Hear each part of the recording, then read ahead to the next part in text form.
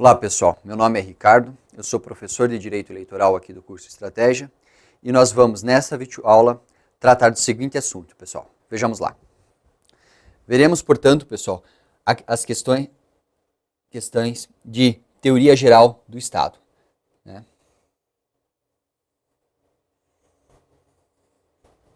Esse assunto, pessoal, ele é um assunto estudado em regra em direito constitucional e na própria disciplina de teoria geral do Estado. Contudo, para fins de direito eleitoral, é importante que nós tenhamos algumas noções, que nós vejamos alguns conceitos centrais. Esses conceitos serão bastante importantes para situar a nossa matéria e por isso a pertinência de tratar desses assuntos aqui logo no início do curso. Vamos lá. Em teoria geral do Estado, estuda-se a estruturação e organização do Estado. Dentro desse contexto, nós veremos quem são os nossos governantes e o processo de escolha desses governantes. Pessoal, o Estado ele surge da reunião de 3 elementos. Quais são esses elementos? O povo, território e governo soberano. A partir da reunião desses 3 elementos, nós temos a formação do Estado. O Estado brasileiro, portanto, para identificarmos o Estado brasileiro, portanto, nós temos que saber quem é o povo brasileiro, ou seja, quais são os nacionais do Estado brasileiro, sejam eles natos ou naturalizados. Nós temos que saber qual é o território, qual o espaço ocupado pelo território brasileiro, ou seja, qual que é a delimitação geográfica do Estado brasileiro, e temos que saber também quem é o governo soberano brasileiro. E aqui entram os assuntos que têm alguma pertinência para o direito eleitoral. Portanto, pessoal, o Estado ele nasce da reunião dos seguintes elementos fundamentais: do povo brasileiro, do território e do governo soberano. Em relação ao governo soberano, é importante nós destacarmos que a soberania ela se dá a nível interno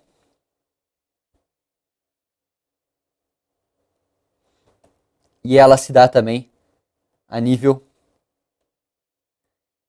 externo.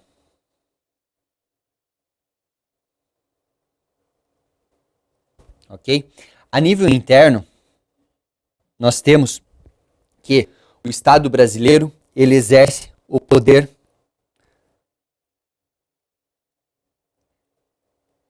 supremo. Não há nenhum outro poder que possa subjugar ou que possa se impor frente ao nosso Estado. E externamente, o Estado brasileiro ele é independente.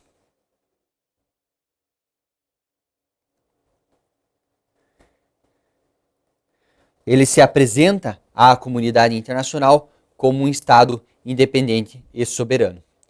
Desse modo, pessoal, para a criação do Estado brasileiro, é necessário perquirir a reunião, é necessário analisar a reunião do povo brasileiro em nosso território, que soberanamente estabeleceu a nossa Constituição.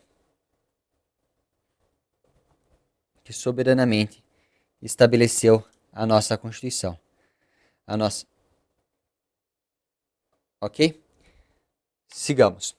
Portanto, pessoal, o conceito de povo envolve as pessoas que possuem ligação com o Estado brasileiro, ou seja, aqueles que possuem uma relação político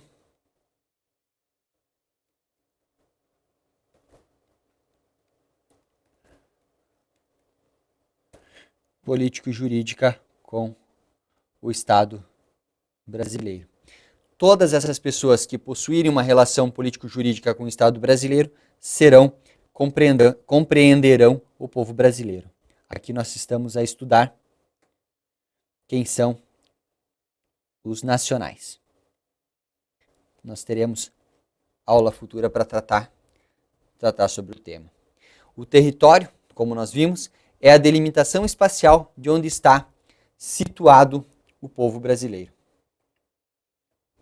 Delimitação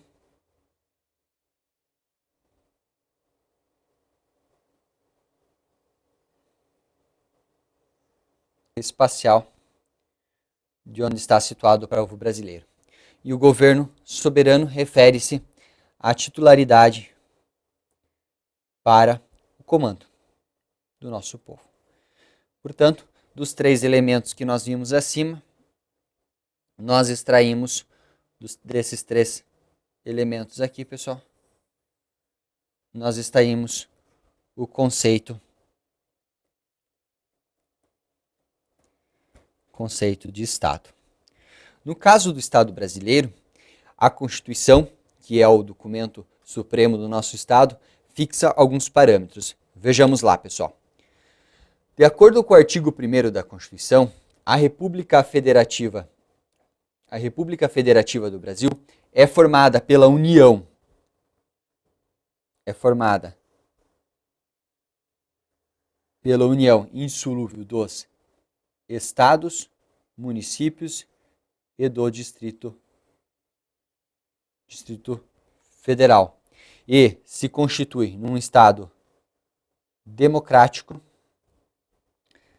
de direito. Aí o parágrafo único prevê que todo o poder emana do povo, que o exerce por meio de representantes eleitos ou diretamente nos termos da Constituição. Então, poder emana do povo, que exerce esse poder de forma por intermédio de representantes eleitos ou de forma direta. Em relação à união indissolúvel dos estados e municípios e do Distrito Federal, nós temos a delimitação do nosso território.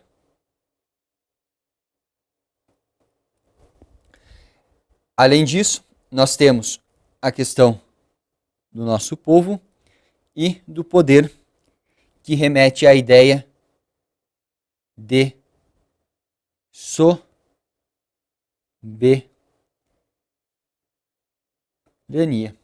Desse modo, a composição do Estado brasileiro, a formação do Estado brasileiro, já vem estatuída ali no artigo 1º da Constituição, que delimita, que se refere ao nosso povo, que se organiza em um determinado território e exerce o seu poder de forma soberana. Paralelamente a isso, é importante ainda, pessoal, nós analisarmos 2 conceitos. O primeiro, o conceito de democracia, e o conceito, na verdade, do Estado democrático e de um Estado de direito. Em relação ao Estado democrático, pessoal, o que isso significa? Nada mais do que o exercício do governo pelo povo. Nós vimos que o povo é quem detém a soberania, logo, esse povo ele é o responsável por conduzir o Estado. Ele poderá conduzir o nosso Estado de forma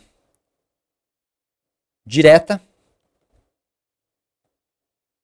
em algumas situações, ou indiretamente. E esses assuntos aqui, a forma direta de participação ou a forma indireta de participação, são assuntos estudados efetivamente em direito eleitoral. Além disso, o nosso Estado é um Estado de direito. Por que ele é um Estado de direito? Porque é um Estado submisso à lei. Tanto os nossos governantes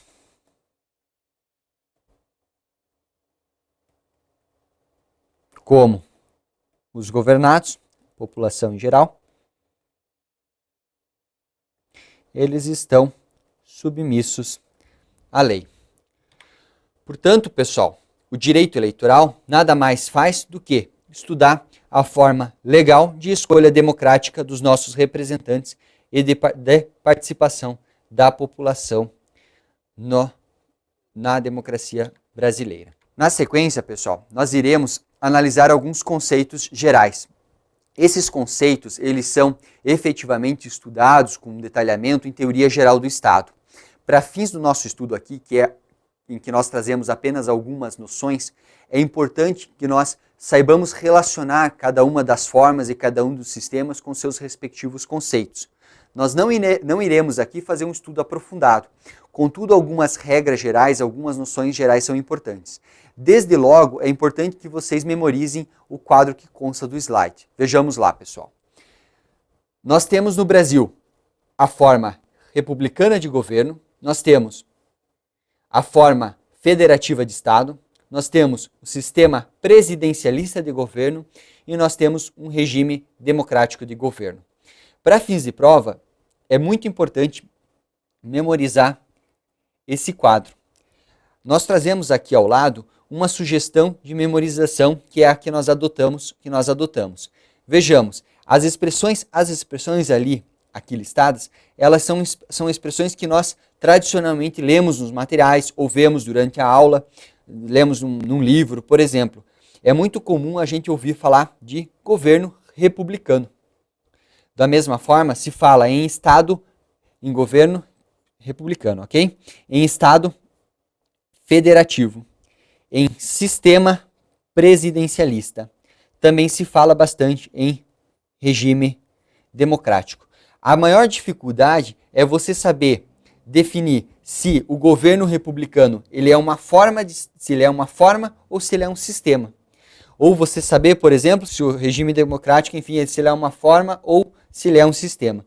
Para fins da nossa prova, você vai colocar, para fins de memorização, você coloca 2 Fs nos 2 primeiros e 2 Gs nos segundos. E assim nós temos a forma de governo nossa é uma república. Nós temos a forma de Estado nossa é uma federação. Nós temos um sistema de governo, que no caso do Brasil é o presidencialismo. E nós temos um regime de governo, que é um regime democrático. Se o assunto for exigido em prova, você monta esse esqueminha, facilmente você extrai cada uma delas e não erra em prova. Na sequência, nós veremos de forma objetiva cada uma dessas formas e as suas principais características. Vamos lá, pessoal. Em relação à forma de governo, nós estudamos efetivamente o modo pelo qual se atinge o poder. A forma de governo trata ainda da sistematização do poder e composição dos órgãos estatais. Tradicionalmente, pessoal, se fala em 2 formas de governo: a monarquia e a república. Nós adotamos no Brasil, sem maiores dúvidas, a república. Pessoal, em relação à república, nós temos 2 características importantes.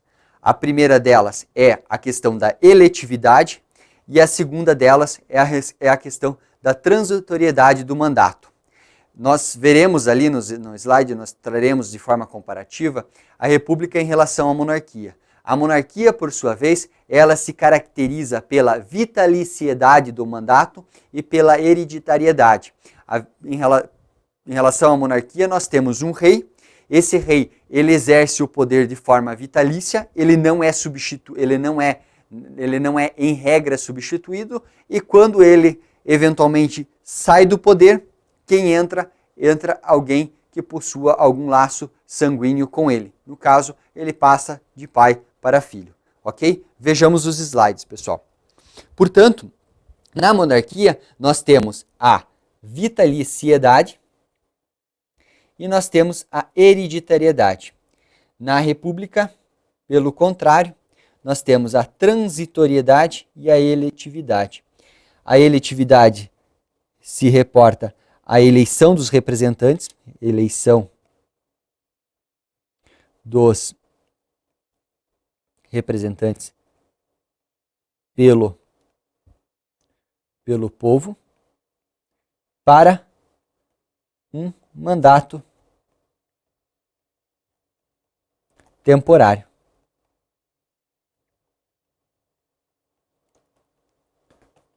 Essas duas características são as principais da forma de governo. Ainda tratando desses conceitos, nós passamos agora ao estudo da forma de Estado. A forma de Estado remete à questão da organização político-administrativa dos entes federativos. Pessoal, no Brasil, nós temos o nosso Estado estruturado, organizado da seguinte forma. Há um poder central, que é comandado pela União. Nós temos os Estados-membros e os municípios. Cada uma dessas esferas possui competências próprias e está estruturada na forma federativa de Estado brasileiro, né? Vejamos lá nos slides. Portanto, nós temos tradicionalmente duas formas de Estado. A forma federativa, o Estado federativo e o Estado unitário. Nós adotamos no Brasil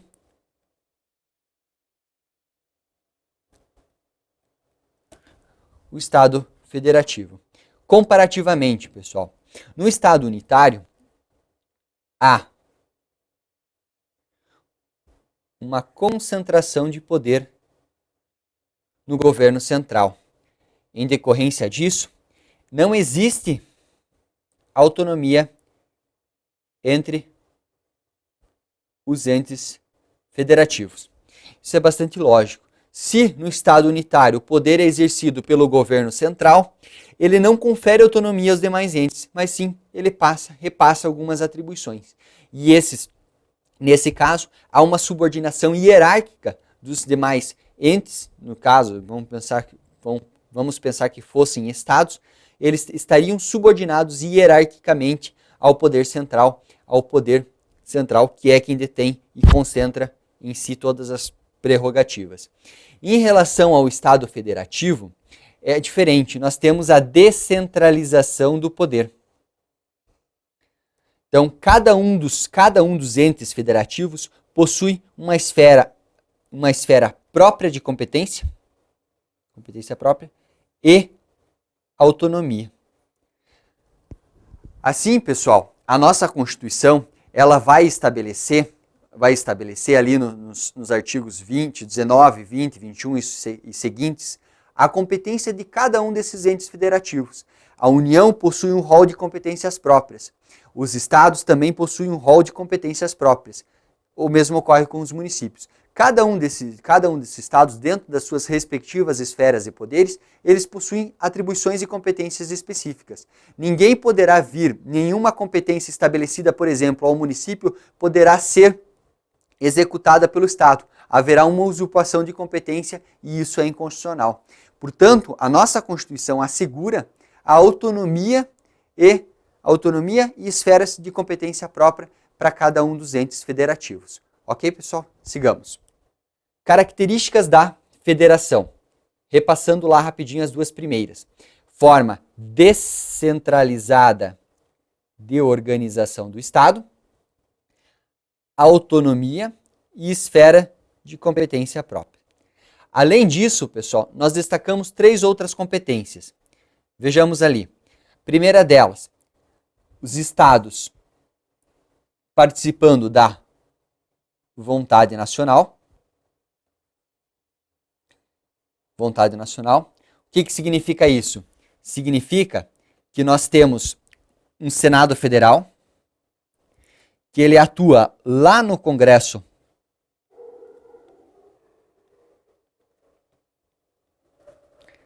Nacional e, por meio da edição de leis, ele vai defender as prerrogativas e os interesses do Estado membro para o qual ele foi, eleito. Lembre-se, pessoal, que cada um dos Estados membros vai escolher 3 representantes para compor o Senado Federal. Além disso, pessoal, nós temos a igualdade entre os entes federativos. Nós vimos ali no slide anterior que há uma diferenciação muito grande, uma diferença entre o Estado federativo e o Estado unitário. Uma delas, e a principal, que o Estado unitário ele possui um poder central que ele coordena todas as competências e define e apenas repassa algumas atribuições. Nesse contexto, no Estado unitário, o poder central ele é hierarquicamente superior, ele subordina os demais entes. Na federação isso não acontece. A União não tem preponderância sobre os Estados-membros e também não tem superioridade hierárquica perante os municípios. Cada um desses entes possui esferas e prerrogativas próprias. Nós vimos que a Constituição delimita a competência de cada um. Se a União se imiscuir na competência do município, ou vice-versa, ou se o Estado fizer isso em relação à União, há uma inconstitucionalidade. Isso não é possível. Portanto, nós não podemos dizer que há hierarquia entre a União e os Estados-membros ou entre os Estados-membros e os municípios. Cada um deles guarda esfera de competência própria e são todos iguais. Sigamos lá, pessoal. Para finalizar, nós temos ainda como característica da federação a existência de uma justiça específica. Ok, pessoal? Isso aqui é bem tranquilo. Nós estudamos no âmbito da União, a Justiça Federal. Já em relação aos estados, ao Distrito Federal e município, nós temos as denominadas varas de fazenda. O que isso significa? Significa que eventuais litígios que envolvam interesses dos entes da federação, esses litígios serão julgados pela Justiça Federal ou pelas varas de fazenda pública. Perfeito, pessoal? Sigamos. Na sequência, pessoal, nós vamos tratar do sistema de governo. O sistema de governo remete à discussão da forma pela qual é conduzido o relacionamento entre o poder executivo e o poder legislativo. Tradicionalmente, nós temos 2 sistemas de governo, o sistema parlamentarista e o sistema presidencialista. Pessoal, para discutir e para compreender esses 2 sistemas, nós temos inicialmente que compreender a distinção entre chefia de governo e chefia de Estado. A chefia de governo refere-se à condução interna do país. Trata-se da relação entre os cidadãos entre o povo, entre os governados e os governantes, entre o povo e os representantes desse povo. Já a chefia de Estado reporta-se à representação internacional do Estado. Por exemplo, no Estado brasileiro, a presidente da República é quem representa o Brasil externamente, mas é também quem administra o Brasil internamente. Portanto, a chefia de governo trata de aspectos internos, a chefia de Estado trata de aspectos externos. Vejamos lá nos slides onde isso se aplica. No parlamentarismo, a chefia de Estado e a chefia de governo são exercidas por pessoas diferentes. Desse modo, o chefe de Estado, ele é o presidente, geralmente eleito. Já o chefe de governo é o primeiro-ministro. E aqui que nós temos a grande distinção. O primeiro-ministro, ele é escolhido pelo parlamento, pessoal. O parlamento é o poder legislativo.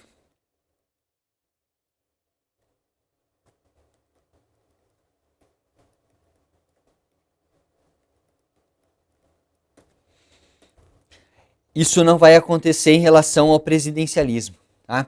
Portanto, pessoal, o chefe de Estado, ele é o presidente, que é quem representa o país externamente, e internamente o primeiro-ministro é quem trata dos assuntos internos. E o primeiro-ministro, ele não vai ser escolhido pelo povo, mas sim escolhido pelo poder legislativo. Em razão disso, comparativamente com o presidencialismo, nós falamos que no presidencialismo há uma predominância do poder executivo. Por que essa predominância? Porque não há a interferência do parlamento na escolha do chefe de governo. Há uma nítida e clara separação entre o legislativo, a quem incumbe fazer as leis, e do executivo, quem executa as leis, as leis. Portanto, no presidencialismo, nós temos uma concentração das chefias de Estado e governo nas mãos do presidente. Vejamos ali, pessoal, no slide seguinte, as principais características do presidencialismo. Conforme nós havíamos falado, o chefe de governo é quem é o representante do país internamente, ok? É ele que trata da relação com os cidadãos e com os demais entes. Já o chefe de Estado é quem trata da relação do Brasil com os outros países. Ou seja, ele atua internamente. A distinção aqui em relação ao parlamentarismo, que essas duas figuras no presidencialismo estão concentradas no presidente da República.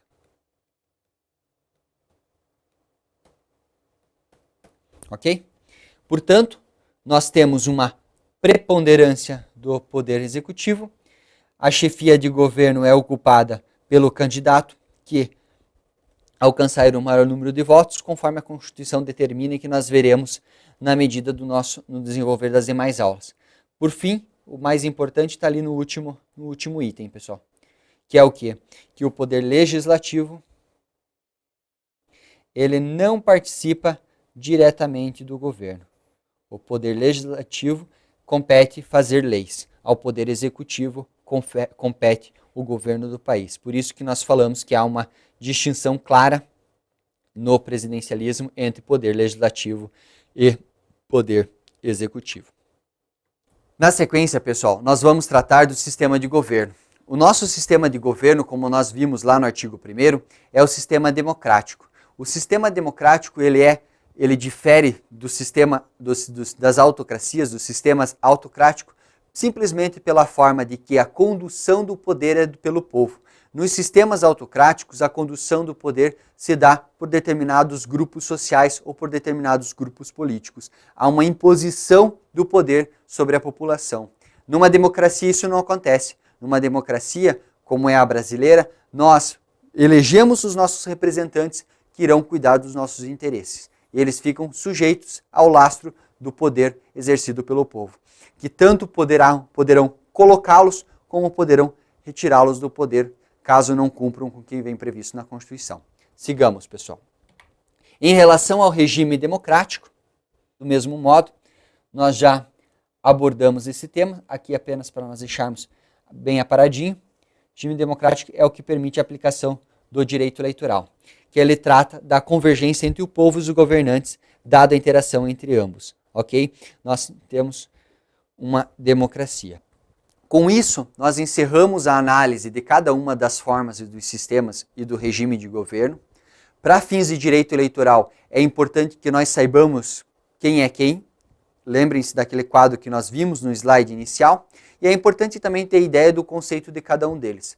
Eu trouxe aqui para vocês, no último slide desta aula, um quadro geral trazendo um resumo de toda a matéria. Vejamos lá, pessoal. Forma de governo. A forma de governo, portanto, disciplina como se atinge o poder. Lembrando que no Brasil, o Brasil adota a República. Ok, pessoal?